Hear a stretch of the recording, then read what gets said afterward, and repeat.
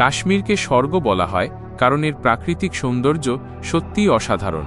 কাশ্মীরের সৌন্দর্য দুটি ভিন্ন রূপে দেখা যায়, শীতে চারদিকে বরফ এবং গরমকালে সবুজ গাছপালা।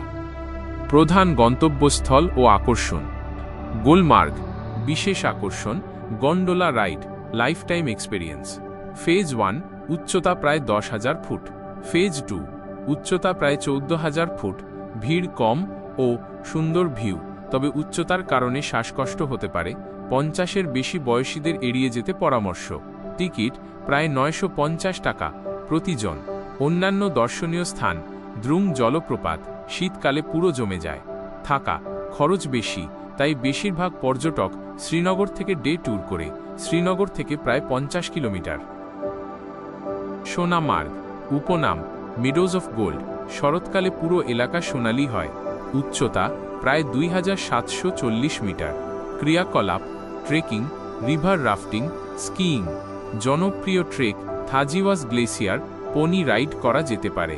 টিপস: সোনমার্গে পৌঁছে মূল দর্শনীয় স্থানে যেতে লোকাল ট্যাক্সি নিতে হবে।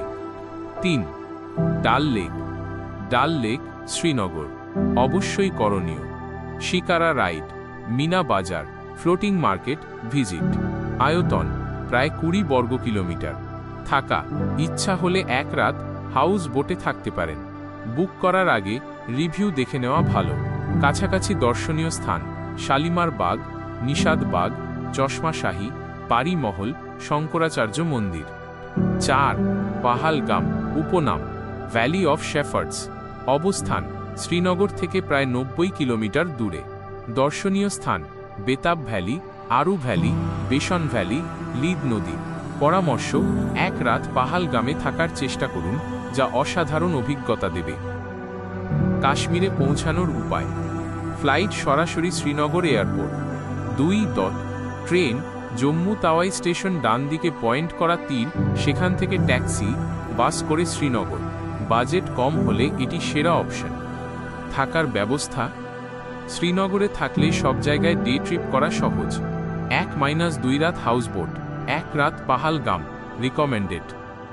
বাজেট ও সময়কাল: মোট ট্রিপ ডিউরেশন 5 থেকে 6 দিন যথেষ্ট।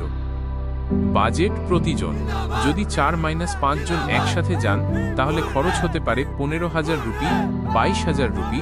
সিজন অনুযায়ী পরিবর্তন হয়।